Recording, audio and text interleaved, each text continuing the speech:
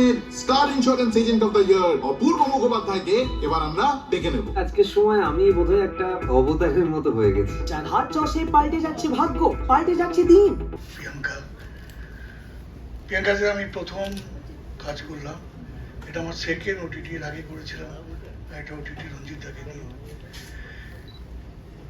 কিন্তু এই সাবজেক্টটা এবং করা এবং এই ওটিটিতে করার জন্যে আমারই পুরনো কলিগ শিবনাথ দাস, ও আমার পেছনে পড়েছিল প্রায় 30-35 বছর ধরে, তুমি আমাকে প্রোডাকশন করো, আমি থাকবো। ওই আমাকে জোর করে নিয়ে যায় প্রিয়াঙ্কার কাছে।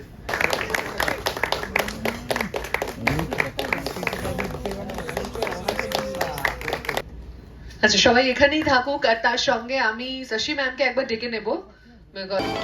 আমি বারবার করে নিষেধ করা সত্ত্বেও, বারণ করা সত্ত্বেও আবার কাম করতে যাচ্ছ।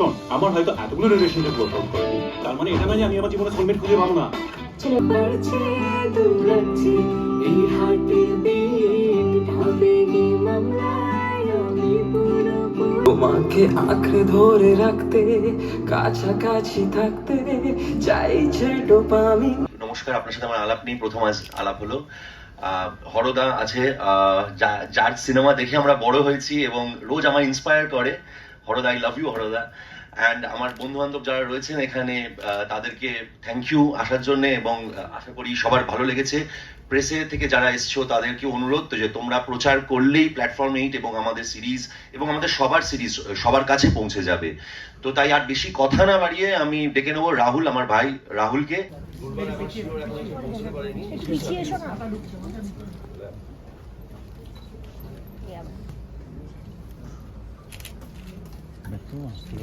একজন অ্যাস্ট্রাল ট্রাভেলার।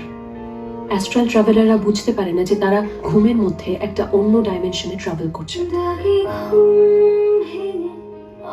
উপস্থিত হতে পারেনি, সবাই চেষ্টা করেছে। যাই হোক, যে কজন আছেন তাদের মধ্যে বলি, মূল অভিনেতা এখানে ইন্দ্র, যে পুলিশ অফিসারের রোলটা করছে, ফাহিম মির্জা। শাওলি একটা খুব ইন্টারেস্টিং রোলে আছে, সেটা শাওলি এবং আমাদের রজত ভট্টাচার্য, এই দুজনের রোলটা খুব ইন্টারেস্টিং, আগে থেকেই বলে। মাইতিরা বোধহয় পেশে গেল। আমি যতদিন আপনাদের এই গায়ে আছি, আপনাদের আর অসুখের মাঝখানে ঢাল হয়ে দাঁড়িয়ে থাকবো। আমার নাম ধনঞ্জয় ভট্ট। এই ঘাটের মোড়া ডাক্তারটা কোথা থেকে এসেছিল রে? অনেকগুলো কাস্ট, আমাদের থিয়েটারের মানুষ আছেন, অনেকে ছবি জগতের অনেক মানুষ আছেন, গুণী মানুষের, তারা মিলেই একটা এনসেম্বল কাস্ট। খুবই মজা করে, কন্টেন্টটা ভীষণ ভালো লেগেছিল। মানে প্রথম দিনই আমাকে যখন একটা এপিসোড পাঠিয়েছিল, সেই দিন থেকে আমার মনে হয়েছিল যে এটা অ্যাক্সিডেন্ট করি বা যাই হোক, গাড়ি চালাতে পারি বা না পারি, উঠে পড়ি গাড়িটা। তা সেই জন্য খুব মজা করে করেছি আমরা। আমাদের সঙ্গে সবাই আছে, দিশা আমার স্ত্রীর পাঠ করেছে, প্রদীপ ধর, ডাক্তার আছে, ধ্রুবা, তরঙ্গ, এরা সবাই আছে, ভূষণ, প্রত্যেকে মানে খুব ইন্টারেস্টিং। মানে এত মজা করে কাজটা করেছে, কন্টেন্টটা এত মজার এবং এত রুটেড। মানে এত আমাদের তো এখন কি বলবো, সবটাই শহুরে কন্টেন্ট নিয়ে তৈরি হয়, সেক্স, ভায়োলেন্স এসবই বেশি চলে। সেখানে একটা মাটির গন্ধ আমরা পাই, সেখানে একটা সম্পর্কের কথা পাই। এইগুলো আমার কাছে খুবই এই মানে কন্টেন্টটায় অংশগ্রহণ করার জন্য খুবই আমাকে এনরিচ করেছে, এটা পড়ার জন্য আর কি। লোকেশনটা তো খুবই ইন্টারেস্টিং একটা লোকেশন। আমরা ঝাড়গ্রামের ওইদিকে একটা কোথায় চলে গেছিলাম, ঝাড়গ্রাম তো অসাধারণ একটা লোকেশন সেটা। মানে আর আমাকে দিয়ে পুরো চষে বেরিয়েছে গাড়িটা নিয়ে, গাড়িটা তো যাই হোক। হ্যাঁ, অরিজিৎ এইটা পুরো মাথা ঠান্ডা করে যেভাবে করেছে না, সত্যি সত্যি আমরা অনেক প্রতিকূল পরিস্থিতির মধ্যে পড়েছিলাম, এটা ঠিকই। সেগুলোকে এত ঠান্ডা মাথা হয়ে হ্যান্ডেল করেছে। আমার ওর সঙ্গে কাজ করার অনেকগুলো অভিজ্ঞতা আছে, ফলে সেইটা মানে ও এক লহমায় ঠান্ডা মাথায় যে কি করে করলো আমরা বুঝতে পারিনি। সত্যি আমরা এক সময় ভাবছিলাম শুটিংটা করে উঠতে পারবো কিনা, আমার নানা রকম লোকাল ইস্যুস ছিল, এই ছিল, নানা রকম হ্যাজার্ড আমাদের নিতে হয়েছিল, কিন্তু সেইটা ও আমাদের বুঝতেই দেয়নি। সেটা হ্যাটস অফ অরিজিৎ। আমি আশা করি অরিজিতের মানে কাজের গ্রাফটা আস্তে আস্তে উঠছে, সেটা এটাও একটা স্টেপ হয়ে থাকবে। নমস্কার।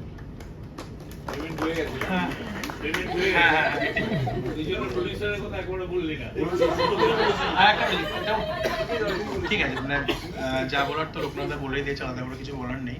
বেসিক্যালি আমি যাদের কথা বলবো, প্ল্যাটফর্ম এটার ক্রিয়েটিভ টিমের ব্যাপারটা, যারা প্রত্যেকেই ওই গল্পটা প্রথম থেকেই তারাই ইনভলভ ছিল। আমাদের ইনভলভমেন্ট তো অনেক পরে এসে হয়েছে।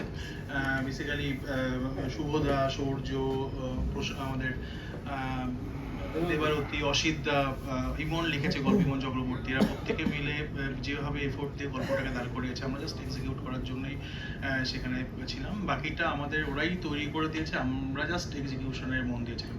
আর সেকেন্ড হচ্ছে প্রত্যেকেই ভালো, মানে প্রত্যেকেই হেল্প করেছে, এবং এদের সকলের সাথে আমার তো অনেক দিনের পরিচয়, এবং আমি যখন যখন কাজে এসে তখন থেকে ওদের সাথে আমার পরিচয়, ওদের সাথে বিশেষ করে, এবং বাকিরা কালামদা তো আমাকে ছোটবেলা থেকেই দেখেছে। তো সে কারণে ওরা আমাকে আমাকে সবসময় কমফোর্ট জোনেই রাখার চেষ্টা করেছিল, যে কারণে হয়তো কাজটা এতটা ভালো হওয়ার, মানে আশা করি ভালো হবে। আর বাকি অরিজিৎদার কথা না বললে হবে না, অরিজিৎদা, দিশাইরা যেভাবে আমাদেরকে সাপোর্ট করে গেছে প্রথম থেকে শেষ পর্যন্ত, আমি কোনো প্রডিউসারকে দেখে নিয়ে ফ্লোরে সকালবেলা ঘুম থেকে উঠে রাত পর্যন্ত থাকতে এরকমভাবে। তো মেনলি ওরা দুজনের এফোর্টটাই আমার থেকে আরও বেশি ছিল। আর বাকি কালামদা, বেবে হচ্ছে ক্যামেরা করেছে, বেবে এখানে আসেনি আজকে, বেবেও প্রচুর এফোর্ট দিয়ে কাজটা করেছে, এবং কালামদাও। ও একটা জিনিস বলার আছে, যেটা ট্রেলারটা আমাদের ট্রেলার আসবে, এটা কিন্তু আমাদের ফাইনাল ট্রেলার নয়, এটা জাস্ট একটা ঝলক দেখানোর জন্য আমরা তৈরি করেছি কাল রাতেই, কালকে সারা রাত কালামদা বানিয়েছে জেগে জেগে। তো একটা ভালো ট্রেলার আমরা হয়তো খুব তাড়াতাড়ি লঞ্চ করবো।